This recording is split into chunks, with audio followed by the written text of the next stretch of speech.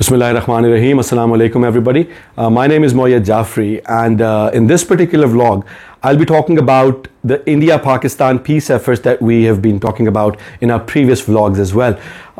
As we all know, that there is a significant push from global arena as well, from the international community, that two nuclear-powered neighbors who are basically rivals since forever need to settle their differences, because the situation calls for a de-escalation of tensions in the region, because otherwise it can lead to a nuclear war that can suck in other countries of the region as well, and most probably can trigger an international war of sorts. So basically, as we all know, that there have been Pakistan has tacitly admitted to back channel diplomacy between India and Pakistan. That was facilitated by UAE.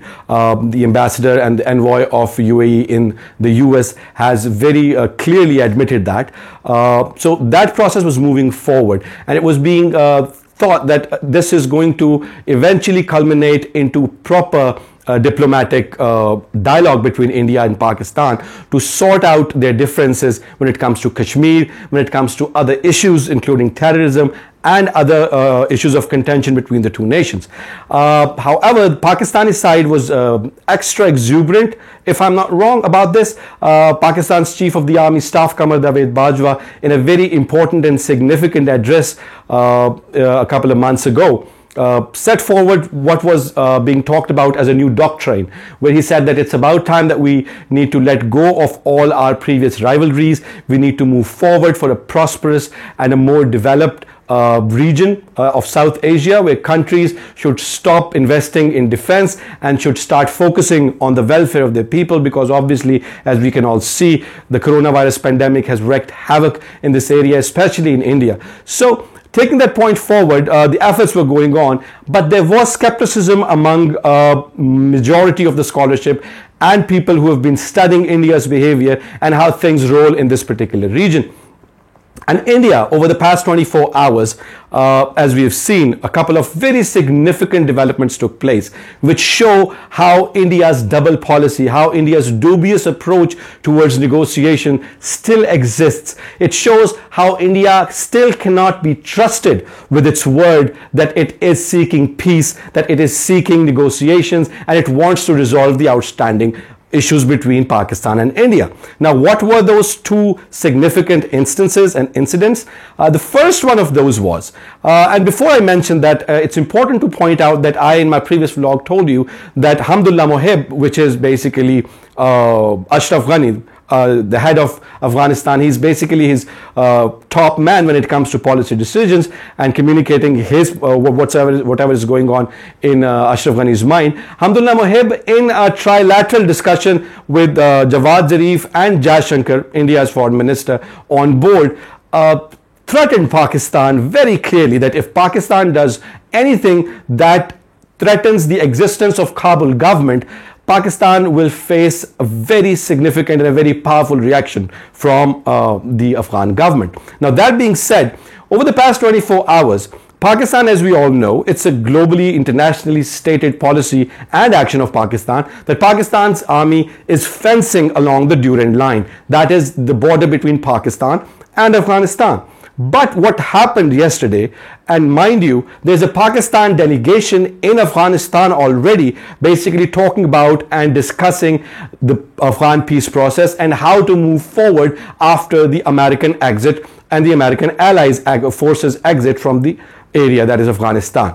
Now, with Pakistani delegation there, what basically happened was that Pakistani forces were setting up the fence as a normal routine procedure, but the Afghan military forces opened fire on Pakistani forces, and the conflict, the clashes continued for more than 2 hours at that point of time. And although Pakistan's side has not yet commented on this development, the Afghan army and the Afghan government claims that there were multiple casualties on Pakistan's side in this conflict, which basically not only dents the confidence between Pakistan and Afghanistan when it comes to talking about and mutually settling issues, it basically creates a very hostile environment which is not suitable for any sort of talks or any sort of discussions or dialogue. Now, at the same time, within the past 24 hours, there was another very significant development up north in Indian illegally occupied Kashmir. Now, what was that?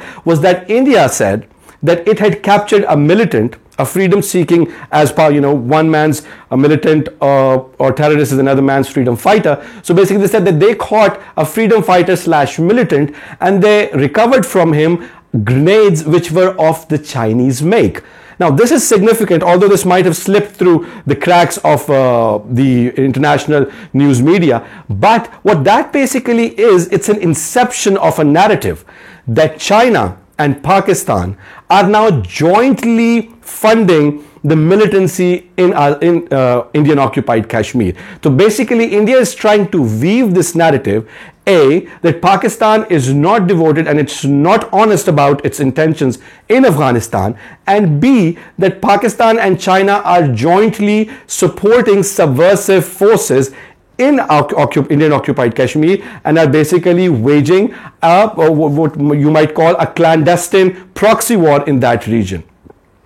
And now, with these two major developments over the past 24 hours, considering that Pakistan has been very vehemently, very proactively, and with a rather, you could say, uncanny excitement pursuing this dialogue and this negotiation with India through the backdoor channel, would Pakistan's intentions eventually lead to its downfall, or lead it towards a situation where it is caught off guard, in case India commits an act of aggression? Now, we have to consider also the fact that in a recent report by the American intelligence, they very clearly pointed this scenario out, that there is a high likelihood that there would be an incidence of terrorism that would target India, which could be done by anybody. But India would inadvertently blame Pakistan and attack Pakistan, and Pakistan would have no choice whatsoever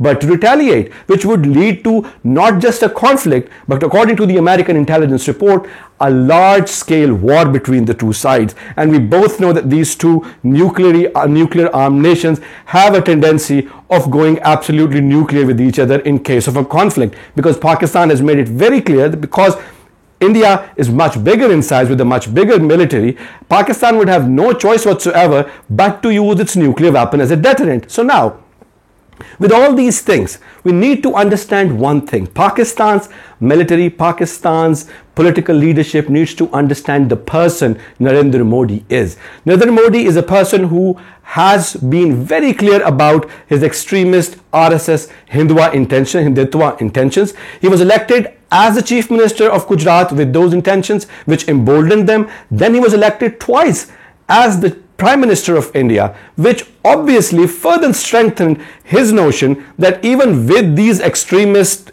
ideologies, he is acceptable and he's doing a brilliant job and he's successful. Now, why would anyone who's been successful with such a vicious and such a divisive narrative and ideology think anything otherwise?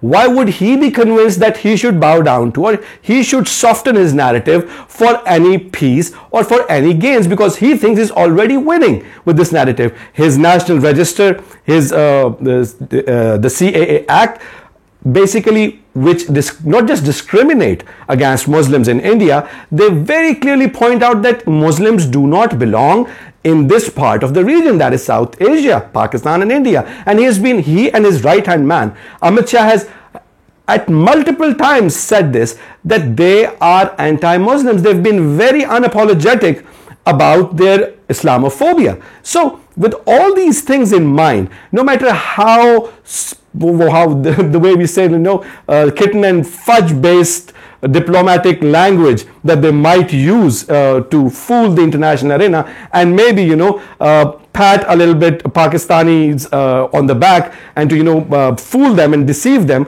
it is very important for Pakistan and other stakeholders in this entire practice to understand how Modi operates and how his mind operates, based on what he has done before, based on what he is doing right now. So it is absolutely clear that the way Pakistan and international forces thought this diplomatic process of back channel diplomacy might go is not dishing up the way it was expected. In fact, to be very honest, it's actually, to be more brutal, it's actually turning out exactly the way it happened in the past, where India at one end was basically saying that it is all for peace negotiations and diplomatic ties, but on the other hand, it was backstabbing Pakistan at all times. So today, once again, we are standing at the same point at step one, back to square one. Now it's up to Pakistani government, Pakistani leadership to maybe recalibrate its approach towards these negotiations and think about a situation where they might need to reconsider. Thank you so much. Take care. Allah Hafiz.